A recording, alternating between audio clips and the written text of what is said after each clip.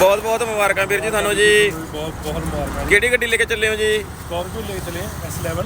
ਅੱਛਾ ਜੀ, ਕਿੱਦਾਂ ਦੀ ਸਰਵਿਸ ਲੱਗੀ ਜੀ ਸਾਡੀ? ਬਹੁਤ ਵਧੀਆ, ਬਹੁਤ ਵਧੀਆ। ਕੋਈ ਦਿੱਕਤ ਪਰੇਸ਼ਾਨੀ ਜੀ? ਕੋਈ ਦਿੱਕਤ ਪਰੇਸ਼ਾਨੀ ਨਹੀਂ ਆਈ ਆਪਣੇ ਕੋਲ। ਕੋਈ ਸਾਡੀ ਸੇਵਾ ਦੇ ਵਿੱਚ ਕਮੀ ਪੇਸ਼ੀ ਹੋਵੇ? ਮੈਂ ਕਹਿੰਦਾ ਵੀ ਕੋਈ ਚੱਕਰ ਨਹੀਂ, 100 ਮਾ 100 ਨੰਬਰ।